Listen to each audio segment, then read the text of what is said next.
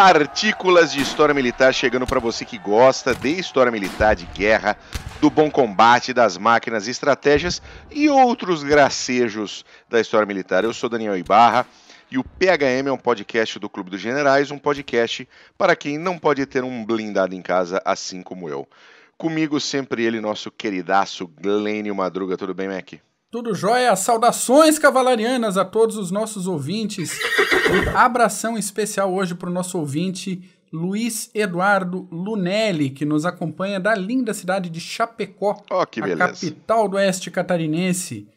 É uma cidade muito legal. Quando tiver oportunidade, qualquer dos nossos ouvintes, de conhecer Chapecó, passar um tempo lá, é uma cidade muito bacana.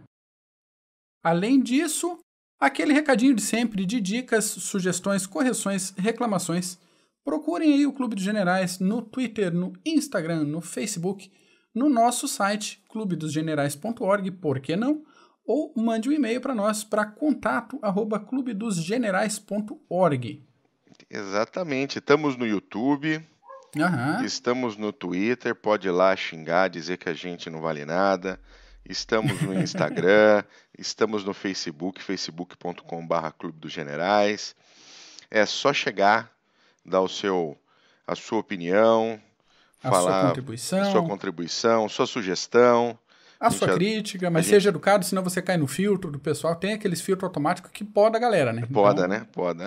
Pra mim não tinha que ter filtro nenhum. Quer mandar tomar no cu, pode mandar. Não tem problema. Manda por e-mail, então, contato@clubesgenerais.org.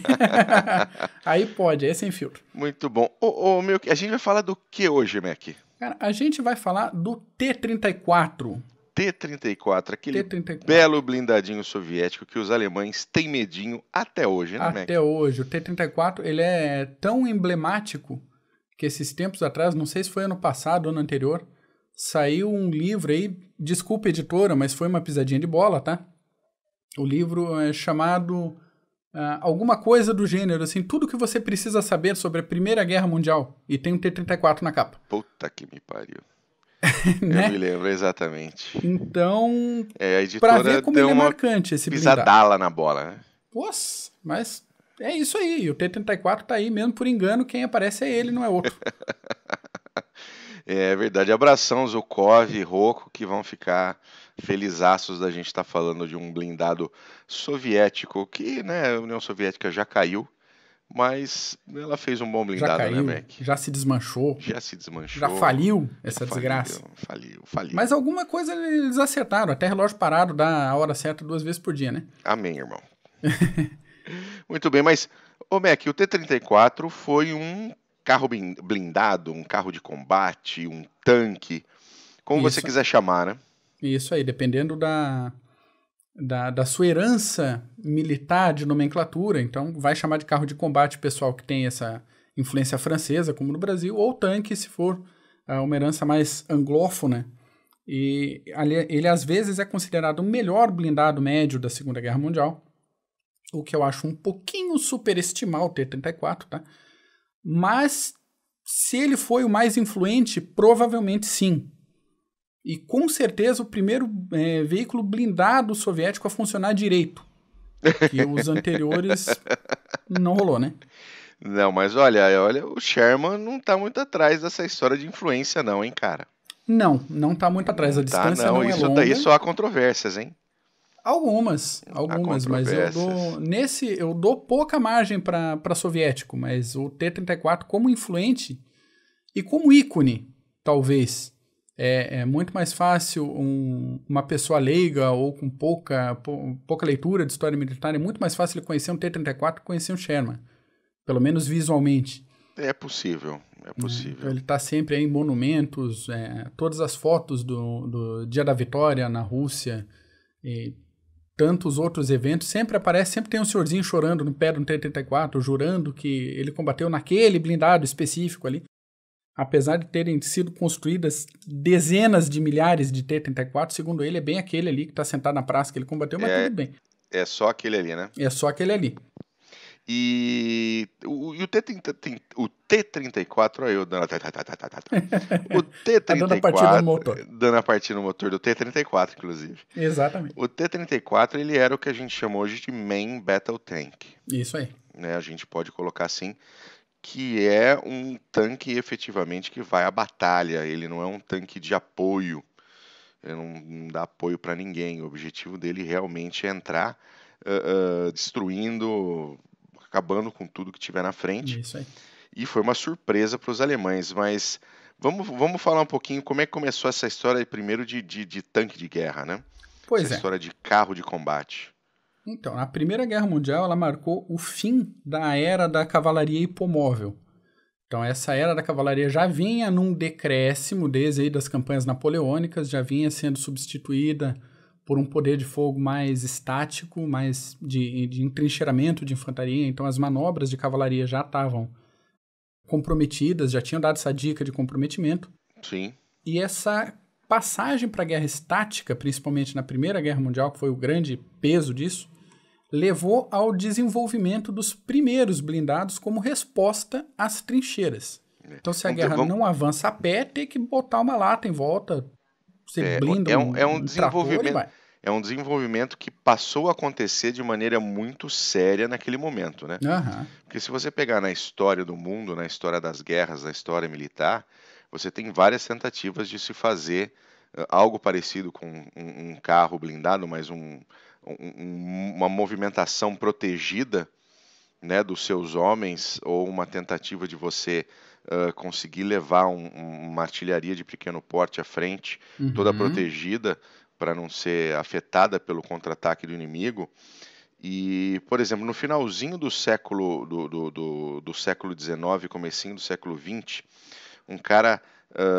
um inglês chamado Frederick Sims, inglês para variar, né? Para variar, junto lá da Vickers e Sons, que a Vickers era uma grande fabricante de armamentos, ele usou um chassi Daimler e um motor Daimler, olha só, motor alemão, claro. e construiu um protótipo para poder ser usado na Guerra dos Boeres.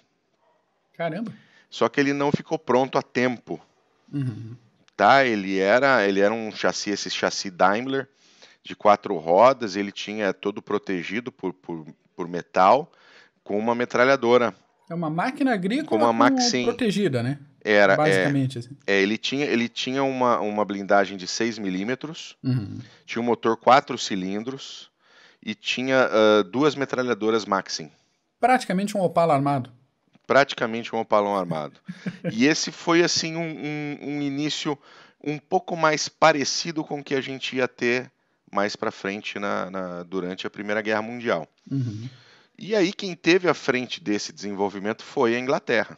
Sim, sempre. A Inglaterra, o Churchill, ele era primeiro Lord do Almirantado, ele já havia estado em uma série de batalhas, já havia visto ação em primeira pessoa no Sudão, já tinha visto em primeira pessoa em Cuba, mesmo na Guerra dos Boeres. E ele entendeu que esse desenvolvimento dessa nova maneira de guerra, ou desse carro armado, poderia mudar.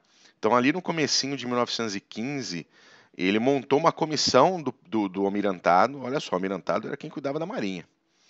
Mas ele montou uma comissão do Almirantado para começar a trabalhar um carro blindado que eles chamavam de land ships. Faz sentido. Então imagina que seria um barco blindado que andasse pela terra. A ideia era essa, né? De você ter uma movimentação blindada, você poder jogar fogo sobre o seu inimigo, atirar e poder, né, surpreender o seu inimigo e não receber nenhum tipo de dano efetivo. Então ali no comecinho de 1915 ele começou esse desenvolvimento. Durante aquele ano teve o Dardanelos e Galípoli. Ele foi para a frente de batalha, mas o desenvolvimento continuou. Perfeito. O desenvolvimento continuou e aí começaram a sair os primeiros tanks, como diz na palavra inglesa, porque tank era o nome código para aquele projeto. Exato.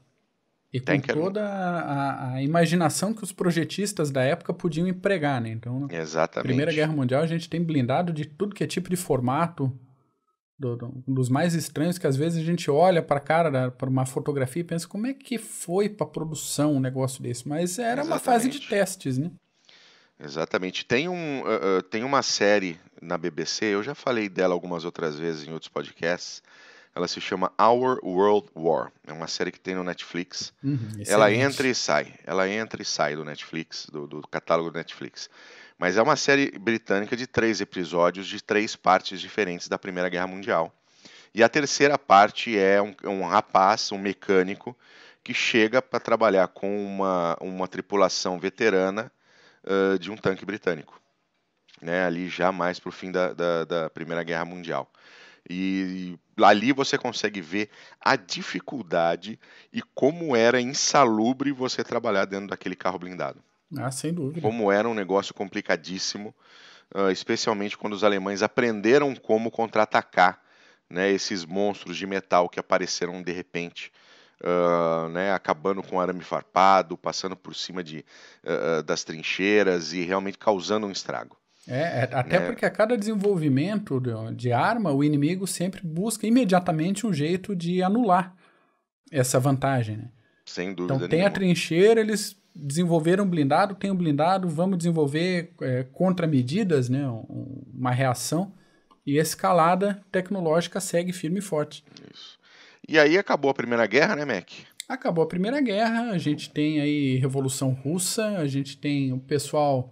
A maioria dos países dando aquela cagadinha básica assim, para o desenvolvimento de blindados. Sim. Um ou outro país um pouco mais firme. A gente tem o caso do brasileiro José Pessoa Cavalcante de Albuquerque, que serviu junto com o exército francês na Primeira Guerra Mundial e encabeçou a mecanização do exército brasileiro no Entre Guerras.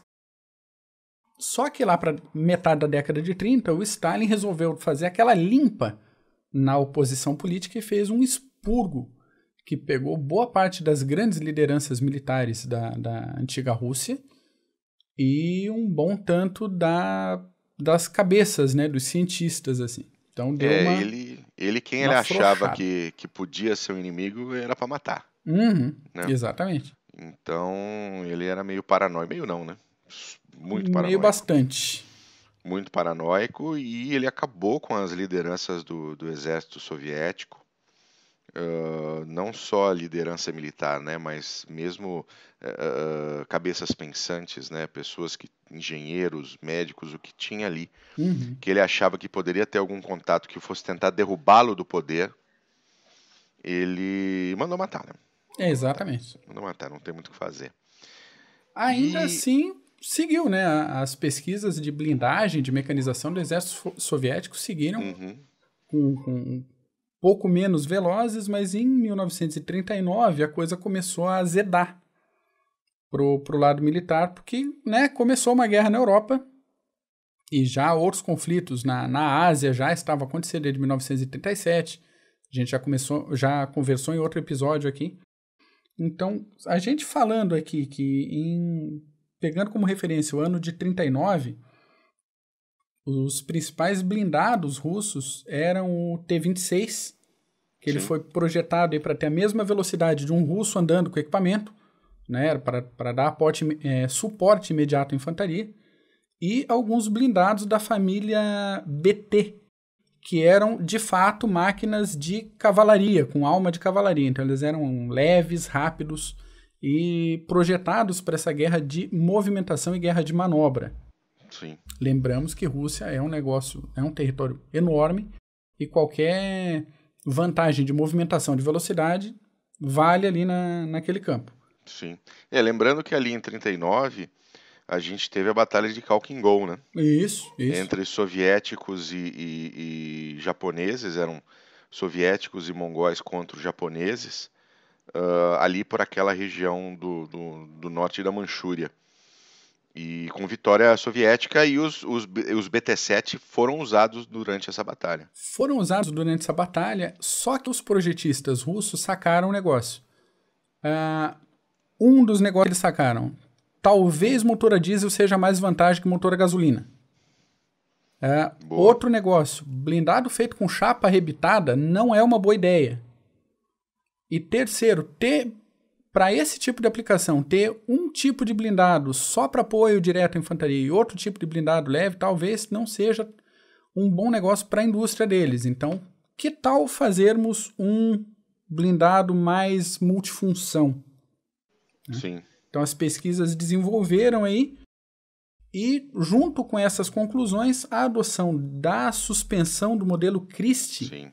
E agora fazemos uma parte aí. A suspensão tradicional até então era por feixe de molas, feixe de barras. Suspensão de Fusca, de Kombi, de carroça, Sim. que a gente vê até hoje. Sim. Caminhão trabalha com esse tipo de suspensão. A suspensão Christie é com torre de suspensão e mola helicoidal. Qual é a vantagem? Você pode passar em terreno aberto com esse negócio, com tudo que é tipo de imperfeição do terreno, e ela vai absorver verticalmente, vai proporcionar ao blindado mais velocidade, mais absorção. Tá? Então, este foi o padrão de suspensão aí para frente. Sim. Os primeiros protótipos, de fato, a partir desses pensamentos, desse desenvolvimento, foram construídos na fábrica de Kharkov. E aí a gente tem o nascimento do que dá para chamar de T-34 mesmo, em janeiro de 1940, com 2 carrinhos, e um teste de campo, um deslocamento aí de cerca de 2.000 quilômetros. Caramba. Pense um teste de carro blindado com 2.000 quilômetros, cara. Só a termo de curiosidade, o deslocamento foi de Kharkov a Moscou e depois até a linha Mannerheim, na Finlândia, e depois voltando a Kharkov por Minsk e Kiev. Tá? Então, desse deslocamento todo, nos protótipos, a única coisa que deu problema foi umas travas de lagarta lá, mas já foi resolvido no projeto e já foi liberado para produção logo em seguida. Lembremos, 1940, tá? A União Soviética ainda era aliada da Alemanha. Sim, ainda estavam Início de 1940. Ainda estavam no Pacto Molotov-Ribbentrop. Isso, estavam de love ali, bonitinho. Então, às vezes, a gente lê aí nas redes, em alguns grupos online, porque a Grande Guerra Patriótica, porque a União Soviética venceu a Alemanha sozinha, porque... Calma, gente. Calma. Vamos pegar um calendário. Vamos dar uma olhadinha, tá? Né? Uma análisezinha. Vamos dar uma olhadinha. Vamos pensar se justamente essa demora na entrada dos Estados Unidos e da Inglaterra numa guerra continental não foi de propósito para nazista e comunista ficar se matando bastante, ficar desgastado antes deles botarem o nariz deles na Europa, tá? Que é um raciocínio que faz sentido, né? E a partir aí da invasão do Adolfinho em território soviético, a coisa degringolou. Mas eu já estou fugindo do papo do T-34. Então, aí você tem o T-34 nascendo em 1940, e no iníciozinho de 1940, ocorre o ano de 1940, né? Você tem desenvolvimento, produção, e aí chega o meio de 41, onde o Adolfinho resolve que acabou o pacto. É isso aí. E eu quero a terra vital da Rússia. E daí a terra vital da Rússia é defendido por filhos da mãe Rússia e por filhos das indústrias russas, né? Então, nessa lógica de produção em massa, o T-34 foi pensado para isso. Então, a construção dele era simples, era rápida, tinha muito problema mecânico, principalmente no início, as primeiras versões eram terríveis em alguns pontos, a gente vai comentar um pouco disso mais para frente. Mas o primeiro impacto foi que essa invasão alemã praticamente parou a produção de blindados. Então, todos os arsenais, os depósitos de peças tiveram que ser transportados na correria para a retaguarda. Sim. Então, pense o tamanho do esforço logístico que foi isso, de ter que jogar tudo lá para o fundo e continuar a produção, né? Para o nosso ouvinte entender. É você pegar fábricas inteiras, desmontar essas fábricas, colocar essas fábricas no trem e mandar embora. E montar do outro lado e ajeitar ajeitar do o pessoal. outro lado para que ela possa novamente voltar a produzir. Exatamente. Fosse fábrica do que fosse. Exatamente. Especialmente de armamento. E daí a gente tem o número de produção, que eu acho uma coisa bem relevante, falando de T-34. E aí o segundo ponto de leve que eu dou mérito aí para a indústria soviética. 39.698 T-34 foram produzidos até o final da guerra, nas suas várias versões. e um pouco mais de 84 mil unidades produzidas até o ano de 1958. É impressionante, É realmente. muito blindado. É muito blindado. Um dos pontos fortes do T-34 é o motor, né, Mac? Um motorzão V12, se não me engano, a diesel, 500 HP, fruto aí de 5 anos de desenvolvimento tecnológico exclusivo, então não foi consequência, foi desenvolvimento exclusivo para este motor específico. Tá? Também esse desenvolvimento foi realizado na fábrica de Kharkov, que proporcionava aí ao T-34 uma velocidade máxima de 53 km por hora. 53 km por hora parece que não é muita coisa, cara. Mas se você está pensando aí num veículo de 26 toneladas, tá? Com 6,5 metros de comprimento, 3 de largura, 2,5 metros de altura, é coisa, cara. É muita coisa. É conseguir um deslocamento impressionante. É conseguir um deslocamento e uma força de impacto. Isso na guerra de blindados exatamente. Você jogar isso num front é bem impressionante. E as características principais disso, em questão de projeto, são a confiabilidade e a resistência ao fogo. E aí a gente deixa um pontinho de interrogação, que às vezes as coisas pegavam fogo, assim. Tanto o T-34 quanto o Sherman, né? Eles tinham um pouco dessa fama de, às vezes, não precisar do inimigo. Ele mesmo se abatia a si próprio no campo de batalha e acabou, né? Mas foi uma preocupação inicial aí do pessoal de projeto. Sim. A gente precisa falar um pouquinho também da estrutura do T-34, né? Porque os blindados anteriores, você até comentou já, eles tinham uma estrutura arrebitada. Sim. Né? Isso causava um enfraquecimento da própria estrutura. Né?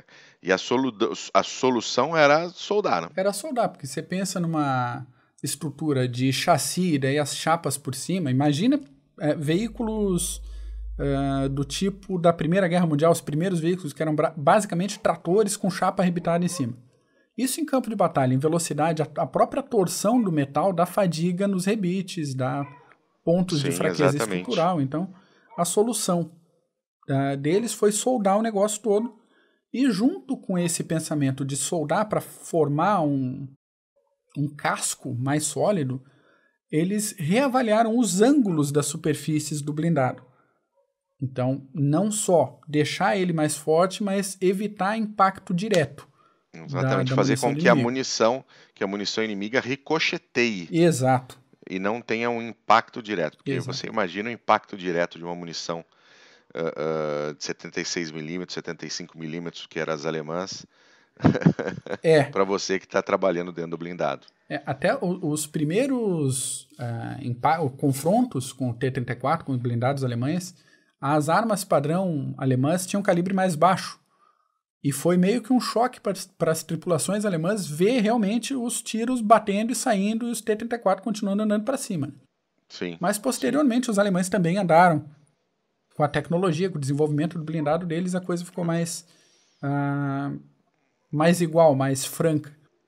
Um ponto interessante aí, você comentou dos alemães, é que os soviéticos faziam excelentes armamentos de maneira muito simples, claro. E os alemães faziam excelentes armamentos de maneira muito complexa. Sim. Né? Então você tinha nesse ponto de uma guerra do volume que foi a Segunda Guerra Mundial, um Panzer IV, um Panzer V, que eram armas de guerra excelentes, mas que acabavam passando muito tempo em manutenção, quebravam durante o deslocamento, às vezes não funcionavam corretamente no momento da batalha, enquanto que você tinha o T-34, depois você teve o KV-1, KV-2, que eram de construção mais simples, não eram tão tecnologicamente avançados, mas estavam ali para fazer aquele trabalho. Exato. E serem o mais fáceis o possível da sua manutenção. O mais eficiente possível com o mínimo possível de recurso. Exatamente, com o mínimo possível de recurso. Um detalhe aí que isso acabou sendo levado para vamos trazer um pouquinho agora para a militaria atual. Os Abrams americanos, você consegue no campo de batalha trocar o motor dele em meia hora. É sensacional essa manobra. Lembrando que o Abrams tem um motor a jato. Ele não tem um motor a diesel, ele não tem um motor a pistão, ele tem um motor a jato. Então eles fizeram o Abrams de uma maneira onde você simplesmente solta as conexões necessárias e os pontos de apoio, retira, recoloca, remonta e liga o motor em meia hora. É isso aí.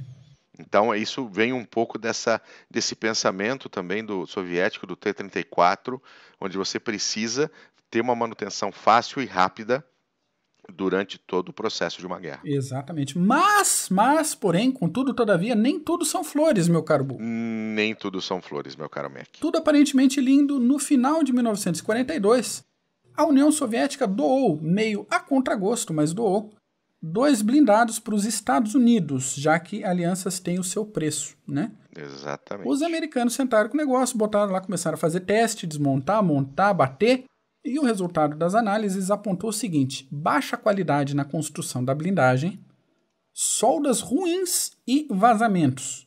Mas não é pouco vazamento. Alguns relatos de operadores do T-34 confirmaram esses problemas de vazamento. Em dias de chuva muito forte, entrava tanta água no blindado que chegava a inutilizar equipamentos elétricos e inutilizar até parte da munição. Impressionante. Então você já está num ambiente desgraçado de ruim e entra água e ainda te ferra com a munição. Exatamente. Curiosamente, os rádios não eram afetados pela chuva. Que rádio? Porque o T-34 não tinha rádio. Exatamente. O T-34 era no tapa na cabeça do condutor. Era tapa na cabeça do motorista, chutinho no ombro para um lado, para o outro. Não tinha rádio, gente. Os soviéticos não usavam rádio. Então, se o comandante do blindado precisava ir para a direita, para a esquerda, fazer acontecer, ele cutucava efetivamente o seu motorista. Exato. A gente vai colocar para você aí que está assistindo pelo YouTube, você está vendo agora o schematics do T-34 cortado ao meio. Boa. E você vai ver as posições de cada um e você vê que o motorista ganhava suas pancadas na orelha, vira para a direita, vira para a esquerda e outras coisas, porque os soviéticos não usavam rádio. Convido o nosso ouvinte a imaginar o que foi a Batalha de Kursk e a quantidade de pontapé que houve para um lado e para o outro, com aquele monte de blindado sem rádio, senhores. Impressionante. Mas o T-34 aí, ele saiu com um canhão 76mm, que era uma melhora com relação aos blindados alemães, e depois ele teve uma atualização para o modelo 85mm. Né? Sim. Saiu do modelo conhecido por T-34-76 por motivos óbvios para T-34-85 por motivos mais óbvios ainda. É aquilo que a gente fala de evolução, né? De atualização de armamento. Se os alemães estão desenvolvendo blindados melhores, com melhor poder de fogo, com mais velocidade, não adianta querer ficar com o Fusquinha, ter que dar um upgrade no bichinho ali, porque senão não tem como manter o poder de fogo. Exatamente. E aí você tem munição maior que ocupa mais espaço, né, Mac? Tem munição maior, então ocupa mais espaço, e gastar munição 76mm ou 85mm com infante, cara, não dá. Um abraço para os infantes que escutam a gente, vocês moram no meu coração. Mas infante é militar barato, tem bastante, é um baita desperdício de esforço logístico gastar munição pesada com infantaria. É aquela história de matar a mosca com canhão. Exatamente, é bem apropriado, inclusive. Desculpa, pessoal da infantaria, mas né, cavalaria aqui. Então, no projeto foi prevista a instalação aí de 2 metralhadoras calibre 7.62. Amém. Mais apropriadas, amém, mais apropriadas para a infantaria. Uma delas montada de forma coaxial ao canhão. Explique, por favor, meu caro Mac. Explico. Conforme você movimenta a torre do blindado e faz o movimento do tubo do canhão, você tem, para facilitar ali a função do atirador, normalmente, uma metralhadora 7.62 para que você não tenha que operar outro armamento completamente independente. Então você vira a torre, vira o conjunto, faz a pontaria com o mesmo sistema de pontaria do canhão e atira munição curta, munição pequena, contra tropa a pé, ou contra carros leves, alguma coisa assim. Ótimo, então ele estava juntinho ali, ou seja, para onde virava a torreta, exatamente. Onde virava a torre do canhão, virava junto também uma das 7.62. Uma das 7.62, em vez de você gastar a munição do canhão, você gasta 7.62 pequenininha. Isso. E outra 7.62 na parte dianteira do blindado, na frente ali do lado direito. Então, numa questão de movimentação, se o motorista percebe alguma coisa que o atirador lá na torre não percebeu, ele pode virar o corpo do blindado e atingir a tropa de chão ali com a metralhadora de baixo. Meter bala, né? Meter bala. Tradicional meter bala. E eles chegaram, inclusive, a adaptar esteiras de acordo com o terreno, né, do T-34. Esse foi um dos grandes méritos do projeto do T-34, no meu ponto de vista, que não vou dizer todos, porque eu não analisei todos os projetos aqui para fazer esse PHM, mas a maioria dos blindados alemães, americanos, ingleses tinham esteiras mais curtas, mais estreitas. Estreitas, né? Estreitas. Mais estreitinhas, porque quanto menos atrito com o chão, mais rende, maior velocidade empregada, tem toda uma questão aí de consumo de combustível. Só que a se-fudência soviética na invasão da Finlândia. Amém de e novo. Viva a Finlândia! Finlândia! Finlândia! E isso aconteceu em 1939 e vários veículos soviéticos atolavam à torta direito na neve e na lama. Então chegamos à conclusão que o general Inverno é um baita do mercenário, tá? Funciona para todo mundo. Então o projeto já previu esteiras mais largas que essa média do mercado, projetadas já desde o iniciozinho para operar nesse tipo específico de situação. Então, se por um lado ele gasta um pouco mais de combustível, tem um consumo não tão eficiente em terreno seco, na hora que a vaca vai para o brejo, com neve, com lama, com coisa, todo mundo atola menos ele. Ele continua seguindo aí firme e forte. Muito mais um bom. ponto pro T-34, viu? Mais viu, um pessoal? Ponto pro T-34. Que os russófilos de plantão aí, eu dou meu braço a torcer de vez em quando. Mas apanharam na Finlândia. Apanharam da Finlândia, vive a Finlândia. No fim das contas, a gente teve uma série de melhorias gerais, né? Desde o começo do projeto do T-34 até o seu final, né? Pois é, as primeiras unidades, elas tinham um movimento muito restrito da elevação do tubo. A torreta, ela era bem apertada, tá? Bem justinha. Então, por padrão, o tubo do canhão inclinava somente 3 graus para baixo. Caramba. Você não apontava muito o tubo ali. Então, qualquer rampinha que o blindado tivesse ou um terreno elevado, ferrou, porque ele não conseguia baixar a cara para atirar. Isso foi sendo resolvido progressivamente conforme o projeto foi sendo atualizado. Houve ainda um aumento da velocidade de giro da torre, porque o motorzinho elétrico ali vivia dando problema, aquela porcaria. Sim. E na maior proteção aos tripulantes. Agora, eu chamei de porcaria que eu vou fazer uma parte. O motorzinho da velocidade de giro da torre, no Cascavel, que o Exército Brasileiro usa até hoje, os que eu tive a oportunidade de entrar, de mexer, de papar, era a manivela, tá? Não tinha motor, tinha alavanquinha ali. Tinha um motorzinho aí, no caso, chamava Glênio Madruga, era soldado Exatamente. Madruga. E você gira a torre na manivela. Desnecessário. Dancinha da manivela dentro do Cascavel no Exército Brasileiro, hein? É isso aí. Cada coisa que a gente faz na vida, né? Puta que eu pariu. Houve ainda um aumento da capacidade de munição de 76 para 100. Então, a princípio, 100 projéteis para o canhão, tá? Então, a princípio não parece grande coisa de 76 para 100, mas aí é 25% de taxa geral, assim. É muito não a partir dos 76%. Tá, eu tô de humanas, tá, gente? Releve aí a conta que eu fiz. Houve ainda um aumento do tanque de combustível e da autonomia do blindado de 460 litros de combustível para 790 e um alcance de 300 km inicial para 465 km sem abastecer. De novo, isso para um blindado da época de 26 toneladas, você andar 465 km, é chão. É muita coisa. É chão. É apropriado para a Rússia, né? Sim, apropriado para as distâncias da Rússia. Então, e mais ainda, houve um aumento da blindagem, tá? Que variava de 15 a 45 milímetros nas primeiras versões, para 20 a 70 milímetros, tá? Além de usar normalmente infantes sobre o blindado para que o fogo inimigo não arranhasse a pintura do blindado. Tá? É verdade. Vocês vão ver isso aí. Então, provavelmente, a liderança soviética achava o quê? Que a pintura do blindado era mais cara que o infante. Então, bota o infante em cima e carrega. Eventualmente, se pegar tiro, paciência. Mas o amor do país pelos seus homens, ele é famoso, né? Ah, claro. É famoso como a Rússia tinha cuidado com os seus infantes e outros pequenos insetos. de Stalin. Vocês moram no nosso coração, pessoal. Não, mas Mas era um fato. Mas é um fato. Tratamento A liderança soviética não queria nem saber se o cara ia morrer ou não. Aham. Você tem até aquele mito de que o cara saía sem arma para combater. Isso é muito mais um mito do que uma realidade, Sem mas dúvida. dá para entender um pouquinho a própria lei a própria ordem dos comissários de que ninguém podia recuar. Sim. Ou seja, você vai para frente, e se você morreu, tem mais gente vindo atrás. E se não fosse plausível, não tinha virado um mito tão difundido, né? Tão difundido. Eu me lembro se alguém puder, eu já falei desse livro, eu vou falar de novo. Fale. É um livro fantástico sobre a divisão alpina italiana chamado 100.000 Marmitas de Gelo. Sensacional.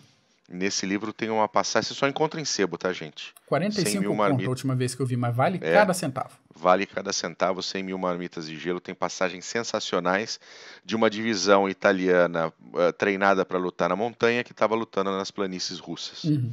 E fez um papel absolutamente fantástico. Eles, no livro, tem várias passagens de ataques de infantaria russos às posições entrincheiradas italianas, que o ataque só parava quando caía o último soviético morto. Isso. Eles não chegavam a ocupar as trincheiras, não dava tempo. Os italianos conseguiam varrer com fogo de metralhadora e de armas portáteis e também do que tivesse à mão.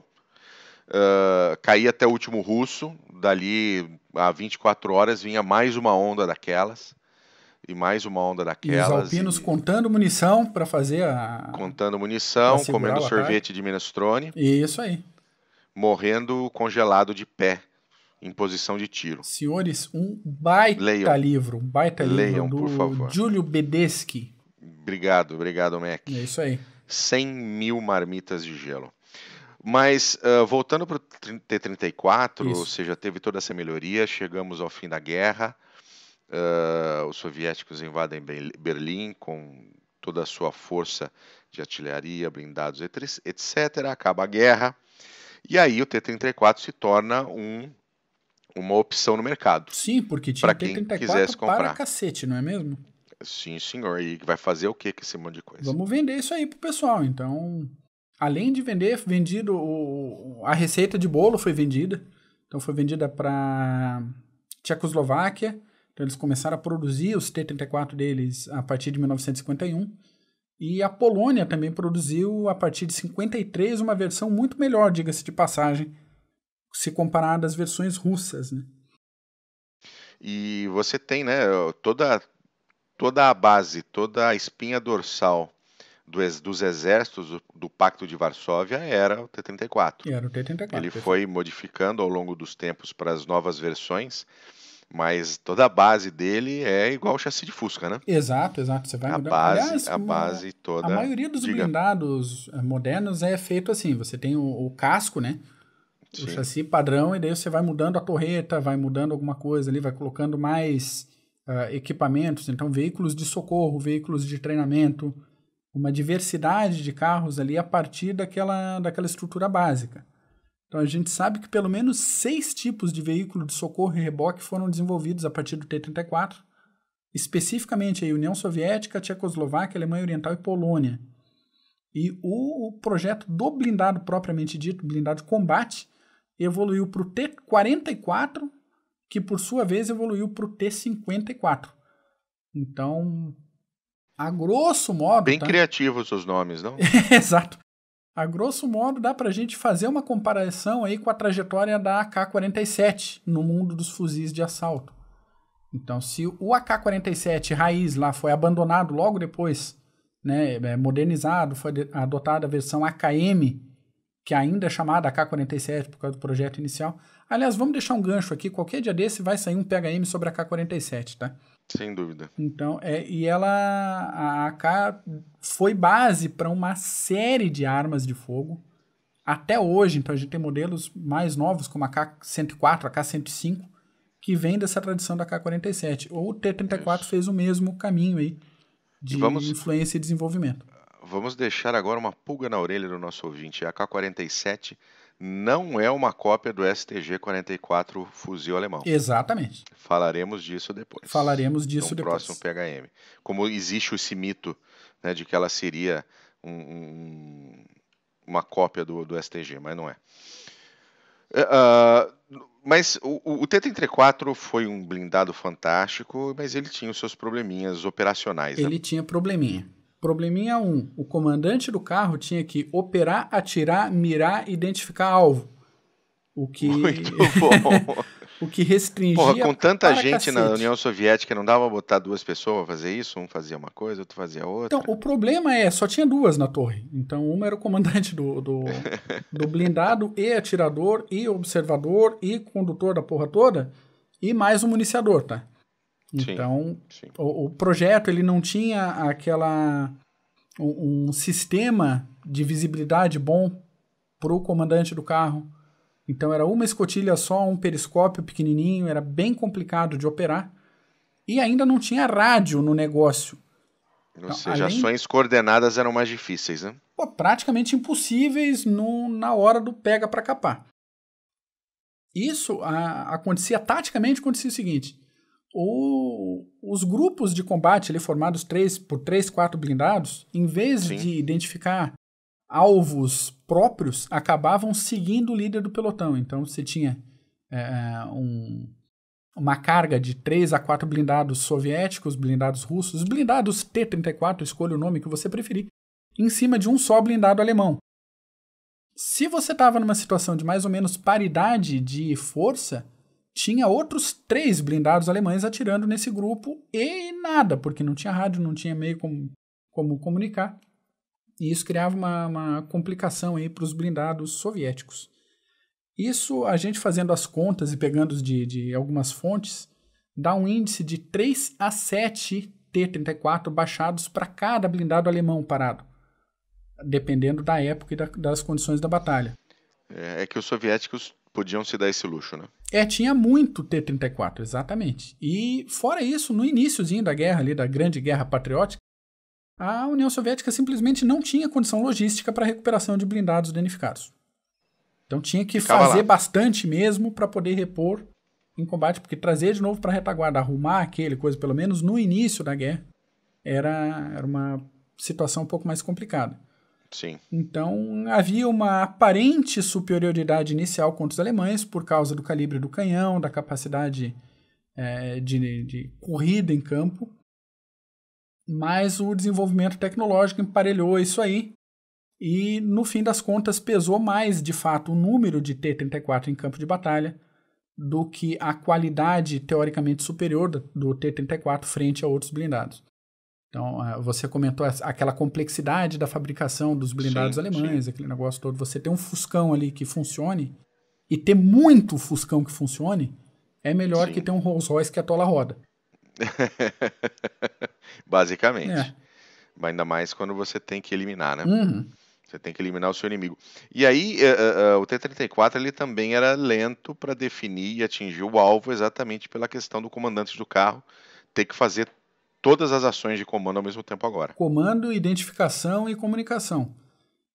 Do mesmo jeito que tem aquela estatística de 3 a 7 T-34 baixados para cada blindado alemão, os blindados alemães davam, em média, 3 tiros para cada tiro de T-34 disparado em combate. Impressionante. Um dos motivos complicadíssimos disso, para quem já viu foto de dentro de blindado, é o seguinte, cara. Eu vou ver se eu consigo imagem disso para colocar pro pessoal do YouTube para ficar mais fácil de enxergar. O T-34 ele não tinha a cesta da torre. O que é isso? A torre, vou pegar como referência de novo o Cascavel, que eu tenho um pouco mais de intimidade. A torre ela é encaixada ali no casco do blindado e tem uma parte baixa, uma cesta de metal propriamente dita, que ali dentro vai o comandante do carro e vai o municiador. Então, conforme a torre gira, esse pessoal gira junto com a torre, junto com todo o equipamento, tá? Sim. O T-34 não tinha isso. Então a torre girava e a galera tinha que correr junto dentro do carro, se virar junto o corpo ali, porque, não tinha no projeto isso aí. Isso complicava muito a operação e ainda mais a gente pensando na situação de combate, Na torre propriamente dita, só iam 9 munições. Tá? O resto ficava nos porões de depósito. Agora, você tá no meio de uma batalha disparando, acabou a munição e girando a torre, velho. Você tem que correr, pegar o negócio, você pega a munição, puxa onde é que tá o tubo do canhão, tá atrás de você. Você vira, municia o negócio e faz a coisa acontecer. Era bem complicada a operação interna disso, tanto pro comandante quanto pro municiador. Já falamos que o sistema elétrico da torre também era bem lento, dava problema, né? Chovia, encalhava, soltava faísca, dava choque no pessoal lá. Sim. E isso foi resolvido no modelo já em 1944 com o T-34-85. Então a torre ela já era melhor estruturada, já acomodava 3 tripulantes, tinha uma cúpulazinha separada para o comandante do carro, tá? Que beleza. Esse canhão mais potente. Então, todas essas melhorias, de novo, que foram uma resposta às deficiências do T-34, assim como uma resposta à evolução técnica dos blindados alemães. Muito bom. E aparentemente tem alguns ainda em serviço, né? Serviço que eu falo é serviço ativo em unidades militares, tá? Porque você tem museus de blindados pelo mundo que tem T-34 funcionais né, podendo inclusive atirar, mas são funcionais apenas para demonstração. Perfeito. Ou em caso de invasão alienígena. É isso aí. Mas aqueles que ainda estão em serviço militar ativo, Mac. Ainda tem 34 em serviço ativo em Cuba, na Bósnia, no Iêmen. Iêmen não é um país que tem grana pra caramba? Tem, e tem T-34 em uso ainda. Olha que no beleza. Congo, na Guiné-Bissau, no Mali, na Namíbia, na Coreia do Norte, no Laos e no Vietnã. Tem T-34 para burro em campo. A gente sabe que os do Congo e da Namíbia, em 2010, estavam em reserva ou inoperantes. Porém, temos imagens de 2015 do Iêmen confirmando o uso de T-34 em combate ainda. É um Fusca, né? É um Fuscão, é isso aí. Quem preserva, quem arruma, faz a manutenção no Fuscão, o Fuscão tá andando. Exatamente. Vamos fazer um Mythbusters ainda, só para amarrar a segundona? Vamos lá. A causa de baixas mais estimada, principalmente pelos alemães que ficam babando ovo no canhãozão 88, tá? Aqui tô dando um tiro no pé. Alemãozada. Um abraço, alemãozada do CG para vocês aí. O 88 não foi o grande vilão dos T-34. Quem foi? Quem? O número a proporção aí de T-34 baixados pelo canhão 88 é de 6%. Só.